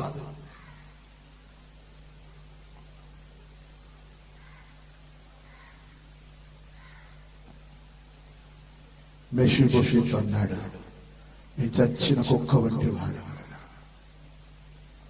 హజాయేలు అన్నాడు, కుక్క లాంటి వాడు. దేవుడి సన్నిధిలో మనం ఎలా ఉన్నాం? ఎవడు దీనుడై వణుకుచుండునో వారిని నేను దృష్టి చూచున్నానని ప్రభు అంటున్నాడు. ఈ ఆశీర్వదించబడిన మధ్యాహ్న సమయంలో ప్రభు కృపకు మనల్ని సరెండర్ చేసుకుంటున్నప్పుడు, మనల్ని అర్పించుకుంటున్న సమయంలో ప్రభు మనల్ని కనికరించబోతున్నాడు. ప్రభు మనల్ని కాపాడుతున్నాడు. ప్రభు తన వాత్సల్యతను మనకి ఇస్తున్నాడు. మనం ఏ పాటి వాళ్ళము? మనం ఏ పాటి వాళ్ళము? దేవా, నీ సన్నిధిలో మోకరించిన బిడ్డలందరూ కూడా చెప్పండి, నేనే పాటి వాడనయ్యా. ఒకవేళ సహోదరులు అయితే నేనే పాటి దానయ్యా. అందరూ గట్టిగా చెప్పండి. దేవుడు మన మూలుగును వినని, మన మనవిని దేవుడు వినని, మనల్ని హెచ్చించని, మనకు అభిషేకం ఇవ్వని దేవాని అడుగుదాం. దేవాని అడుగుదాం. దేవాని వేడుకుందాం. దేవుడు మనల్ని కనికరించినది నిజమైతే, దేవుడు మనకు కృపనిచ్చేది వాస్తవమైతే, దేవుడు మనల్ని ఉన్నతంగా దీవించబోతున్నాడు. ఉన్నతంగా దేవుడు హెచ్చించబోతున్నాడు. హల్లెలూయా. స్తోత్ర తండ్రి, స్తోత్ర నాయనా. యేసయ్యా, నీకు స్తోత్రాలు నాయనా, నీకు స్తోత్రాలు నాయనా. స్తోత్ర తండ్రి, స్తోత్ర నాయనా, స్తోత్ర తండ్రి, స్తోత్ర నాయనా, స్తోత్ర స్తోత్ర స్తోత్ర నాయనా, స్తోత్ర తండ్రి, స్తోత్ర నాయనా, స్తోత్ర స్తోత్ర నాయనా, స్తోత్ర నాయనా, స్తోత్ర తండ్రి. యేసయ్యా, నీ సన్నిధిలో ఎవరైతే మోకరించి, ఎవరైతే నాయనా నీ సన్నిధిలో గోజారుతున్నారో వారిని కనికరించండి, వారిని కనికరించండి. దీనుడనై నేను మొర్ర పెట్టగా దీర్ఘశాంతముతో నన్ను బ్రోచితివి. దీనుడనై నేను మొర్ర పెట్టగా దీర్ఘశాంతముతో నన్ను బ్రోచితివి. పరిశుద్ధ పరచుము అనుదినము నన్ను, పరిపూర్ణునిగా మార్చి నీ చెంత చేర్చుము. పరిశుద్ధ పరచుము అనుదినము నన్ను, పరిపూర్ణునిగా మార్చి నీ చెంత చేర్చుము.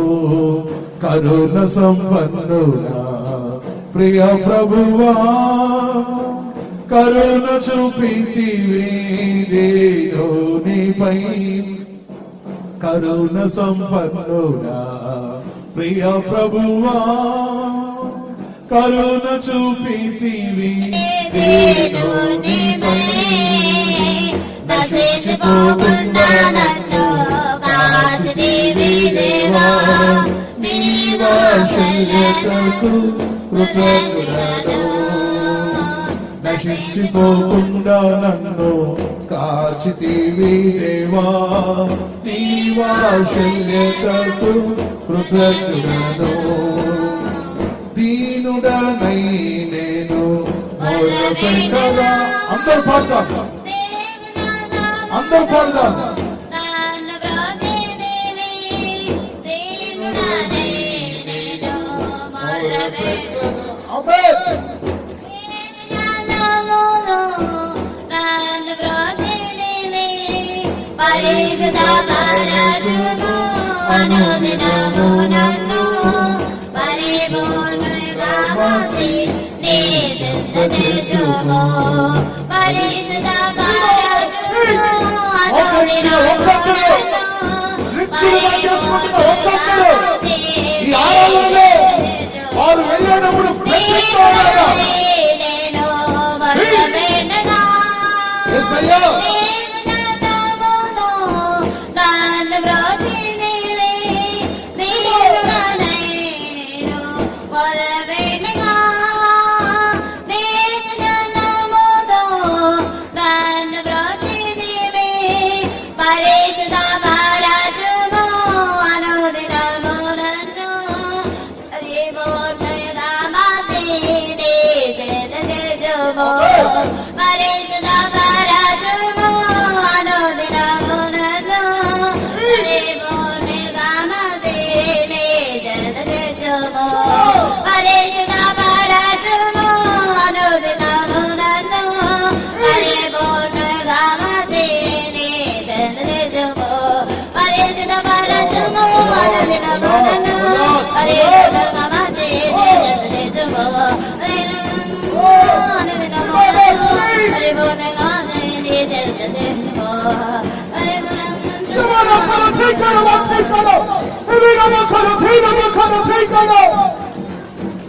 యేసయ్యా, యేసయ్యా, మోకరి కరుణ సంపన్నుడా ప్రియా ప్రభువా, కరుణ చూపేదివి దీనునివై. కరుణ సంపన్నుడా ప్రియా ప్రభువా, కరుణ చూపేదివి దీనునివై. నశించిపోకుండా నన్ను కాచితివి దేవా, నీ వాత్సల్యతకు కృతజ్ఞుడను. నశించిపోకుండా నన్ను కాచితివి దేవా, నీ వాత్సల్యతకు కృతజ్ఞుడను. కరుణ సంపన్నుడా ప్రియా ప్రభువా, కరుణ చూపేదివి దీనునివై. కరుణ సంపన్నుడా ప్రియా ప్రభువా, కరుణ చూపేదివి దీనునివై. నశించిపోకుండా నన్ను కాచితివి దేవా, నీ వాత్సల్యతకు కృతజ్ఞుడను. నశించిపోకుండా నన్ను కాచితివి దేవా, నీ వాత్సల్యతకు కృతజ్ఞుడను. నశించిపోకుండా నన్ను కాచితివి దేవా, నీ వాత్సల్యతకు కృతజ్ఞుడను. నశించిపోకుండా నన్ను కాచితివి దేవా, నీ వాత్సల్యతకు కృతజ్ఞుడను. నశించిపోకుండా నన్ను కాచితివి దేవా, నీ వాత్సల్యతకు కృతజ్ఞుడను. నశించిపోకుండా నన్ను కాచితివి దేవా, నీ వాత్సల్యతకు కృతజ్ఞుడను. నశించిపోకుండా నన్ను కాచితివి దేవా, నీ వాత్సల్యతకు కృతజ్ఞుడను. తండ్రి, స్తోత్రం, స్తోత్రం, స్తోత్రం, స్తోత్రం, స్తోత్రం, స్తోత్రం. హల్లెలూయా, హల్లెలూయా, హల్లెలూయా, హల్లెలూయా. స్తోత్రం, స్తోత్రం, స్తోత్రం, స్తోత్రం. ప్రభు మన మధ్యకు వచ్చి ఉన్నారు, అందరిని బట్టి స్తోత్రం చెప్తా. హల్లెలూయా, స్తోత్రం, స్తోత్రం, స్తోత్రం, స్తోత్రం, స్తోత్రం. ఎవరెవరు తగ్గించుకున్నారో వాళ్లకు గొప్ప అభిషేకం ఇచ్చారు యేసయ్య. స్తోత్రం చెప్తా. స్తోత్రం, స్తోత్రం. ఏ పాటి వాడను అనే ఈ యొక్క వర్తమానం ద్వారా మనకు దేవుడు మన స్థితి చాలా స్వల్పమైందని, మన గతి కూడా చాలా తక్కువ అని చెప్పి ఒకసారి కూడా నిదానించేటట్టు చేశారు. అందుకే స్తోత్రించుదుమో. స్తోత్రం స్తోత్రం స్తోత్రం. అన్ని ఉన్నా మనకు ఒకప్పుడు ఏది అక్కరకు రాదు. అందువల్ల మనం దేవుని సన్నిధిలో అణిగి మణిగి ఉండే భాగ్యం మనకు యేసయ్య ఇస్తున్నారు. అందుకే స్తోత్రం చెల్లించుదుము. స్తోత్రం స్తోత్రం స్తోత్రం. బైబిల్ గ్రంథంలో ఉన్నటువంటి భక్తులు అనబడినటువంటి వారు ఏ విధంగా తమను తామే తగ్గించుకున్నారు, ఆ తగ్గింపులన్నింటినీ మనం ధ్యానించడానికి మంచి సందర్భం ఇచ్చారు. స్తోత్రం చెల్లించుదాము. స్తోత్రం స్తోత్రం స్తోత్రం స్తోత్రం. ఈ సంవత్సర ఆరంభంలో దేవుడు ఇవన్నీ మనకు చెప్పడం, మనం కూడా తగ్గించుకొని ముందుకు సాగడం, ఇవన్నీ మన జీవితంలో కలుగునట్లు స్తోత్రం చెల్లించుదాము. స్తోత్రం స్తోత్రం. దూరంలో నుండి దగ్గరలో నుండి దేవుని వాక్యం విన్న వారిని బట్టి స్తోత్రం చెల్లించుదాము. స్తోత్రం స్తోత్రం స్తోత్రం. సమస్త ఘనత మహిమ ప్రభావం త్రియేక దేవునికి అర్పించి స్తోత్రం చెల్లించుదాము. స్తోత్రం స్తోత్రం స్తోత్రం స్తోత్రం స్తోత్రం. కళ్ళు మూసుకుందాం. చివరి ప్రాంతంలోకి వెళ్దాం.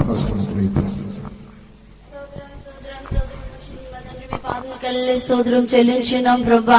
గత దినములందరినీ మీ రెక్కల కింద మమ్మల్ని భద్రపరిచి కాపాడి నైనా స్తోత్రం నైనా ఈ పునరుద్ధాన దినము నీ ఆదివారం రోజు ఈ ఆరాధనలో మేము కూర్చునడానికి మీరు ఇచ్చిన గొప్ప ధన్యత కొరకే మీ కృతజ్ఞతా స్తోత్రం చెల్లించున్నాం ప్రభా.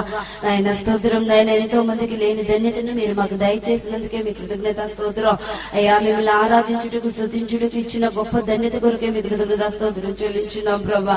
అయ్యా స్తోత్రం. ఈ ఆరాధన అంతా కూడా మీరు భారమీత నడిపించినందుకే స్తోత్రం. మీ మహిమతో దిగు వచ్చినందుకే మీకు స్తోత్రం ప్రభా. అయ్యా నాయనా స్తోత్రం. నీ బిడ్డలైన వారిని మీరు తీసుకొచ్చినందుకే మీ కృతజ్ఞతా స్తోత్రం చెల్లించున్నాం ప్రభా. నైనా స్తోత్రం నైనా మహిమతో ప్రతి ఒక్కరిని కూడా మీ ఆత్మతో నింపినందుకే స్తోత్రం, సంతోషంతో నింపినందుకే మీ కృతజ్ఞతా స్తోత్రం చెల్లించున్నాం. శ్రీనివాసులను కూడా మీ వాకులు పంపించినందుకే మీ కృతజ్ఞతా స్తోత్రం చెల్లించున్నాం ప్రభా. అవును రాజు, మీ వేపాటి వారు అని ప్రభా. అయ్యా స్తోత్రం. దీని దశలో ఉన్నప్పుడు మీరు మమ్మల్ని జ్ఞాపకం చేసుకుంటున్నారని ప్రభా. మీ లేఖనములు బయలుపరిచిన సత్యముల కొరకే మీ కృతజ్ఞతా స్తోత్రం చెల్లించున్నాం. ఎల్లప్పుడు కూడా నైనా నీ కృప నిరంతరం ఉండును గనుక ప్రభా. ఆ కృపను మేము ధ్యానించేవారుగాను మమ్మల్ని మేము తగ్గించుకునే ఉండేవారుగా మీరు మాకు సహాయం చేయమని వేడుకొంచున్నాం ప్రభా. అయ్యా స్తోత్రం. ఎంతమంది అయితే నైనా అయ్యా స్తోత్రం ఎంతో మంది నైనా ఈ గ్రంథంలో తగ్గించుకున్న వారు ఉన్నారు ప్రభా. అయితే కొంతమందిని మేము పరిశీలన చేసుకోవడానికి వారి జీవితాన్ని మాకు మాదిరిగా అయ్యా స్తోత్రం జ్ఞాపకం చేసుకోవడానికి మీరు సహాయం చేసినందుకే మీ కృతజ్ఞతా స్తోత్రం చెల్లించున్నాం ప్రభా. అయ్యా స్తోత్రం. మెఫీబోషెతు అనే ఆ వ్యక్తిని చూసినట్లయితే ప్రభా అయ్యా చచ్చిన కుక్కో వంటి వాడు నన్ను తాను తగ్గించుకున్నట్లుగా మేము చూస్తున్నాం ప్రభా. నాయన స్తోత్ర. అజీయేలు చూసినట్లయితే నేను కుక్క వంటి వాడు నైనా నీ దాసు నేను ఎంతటి వాడనని తన జీవితంలో తగ్గించుకున్నట్లుగా చూస్తున్నాం ప్రభా. మోషే కూడా ప్రభా తన జీవితంలో చూసినట్లయితే అయ్యా నేను ఎంతటి వాడనని తను తగ్గించుకొని అయ్యా జనులను నడిపించినట్లుగా మేము చూస్తున్నాం ప్రభా. అయ్యా స్తోత్రం. అదే విధముగా మేము చూసినట్లయితే సొలొమోను తన జీవితంలో ప్రభా ఇంత గొప్ప మందిరమును రాజా నేను కట్టుటకు నేను ఎంత వాడను ప్రభా అని తాను తగ్గించుకున్నట్లుగా మేము చూస్తున్నాం ప్రభా. అయ్యా స్తోత్రం. దావీదు తన జీవితంలో చూసినట్లయితే అనేక పర్యములు తను తగ్గించుకున్నట్లుగా చూస్తున్నాం ప్రభా. అవును రాజా, దావీదు తన జీవితంలో రాజైన సొలొమోనుకి నేను అల్లుడు నవ్వుటకు రాజా అయ్యా నేను ఎంతటి వాడనని తను తగ్గించుకుని ఉన్నాడు ప్రభా. అంత మాత్రమే కాకుండా ఈ కానుకలు చెల్లించుటకు నేను ఎంతటి వాడనని ప్రభా. నా కుటుంబం ఎంతటిది ఇశ్రాయేలుకు నాయనా అయ్యా నేను ఎంతటి వాడనని ప్రభా. నాయన తన కుటుంబం నిమిత్తం కూడా తను తగ్గించుకున్నట్లుగా చూస్తున్నాం ప్రభా. ఈ విధంగా దావీదు అనేక పర్యాయములు తను తగ్గించుకున్నట్లుగా చూస్తున్నాం ప్రభా. అయితే నువ్వు అంతగా హెచ్చించి ఉన్నావు ప్రభా. అయ్యా స్తోత్రం. నైనా మా జీవితంలో నైనా స్తోత్రం మేము కూడా ప్రభా అయ్యా స్తోత్రం నైనా నీ కృప పొందుకుంటూ ప్రభా దీనులుగా మేము నీ సన్నిధిలో వేడుకున్నట్లుగాను అయ్యా మీరే మాకు సహాయం చేయమని వేడుకొంచున్నాం ప్రభా. అయ్యా తగ్గించుకునే వారిని హెచ్చించే దేవుడు గనుక ప్రభా. అహంకారులను ఎదిరించి దీనులకు కృపాన్ని గ్రహించేవాడు గనుక ప్రభా. ఆయన ఎల్లప్పుడూ మేము దీన మనసు కలిగిన ఆయన దీనులుగా నీ సన్నిధిలో కనబడటకు మీరు మాకు సహాయం చేయమని వేడుకొంచున్నాం ప్రభా.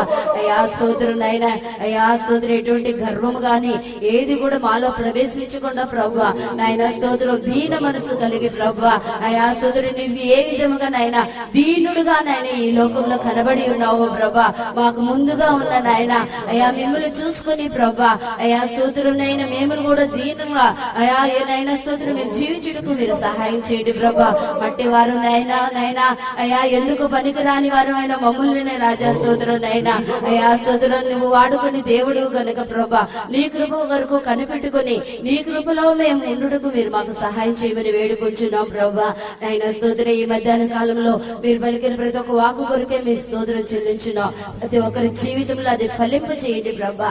అయా వాక్యానుసారంగా జీవించే మనసు దయచేయండి ప్రభా.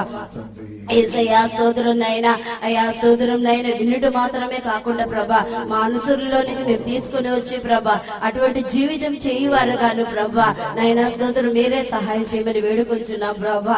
నాయన వచ్చిన వారందరినీ కూడా మీరు దీవించి ఆశీర్వదించినందుకే మీకు స్తోత్రం చెల్లించున్నాం ప్రభా. నైనా స్తోత్రం నైనా అయా స్తోత్రం నైనా వ్యాధి బలహీనత ఉన్న ప్రతి ఒక్క బిడ్డను కూడా యేసుక్రీస్తు నామంలో ముట్టి స్వస్థపరచమని వేడుకొంచున్నాం ప్రభా. ఏ ఆశీర్వాదముల కొరకైతే నీ సన్నిధికి ఆశతో కనిపెట్టుకుని నీ సన్నిధికి వచ్చి ఉన్నారు ప్రభా ఆ ఆశీర్వాదముల చేత వారిని నింపమని వేడుకొంచున్నాం.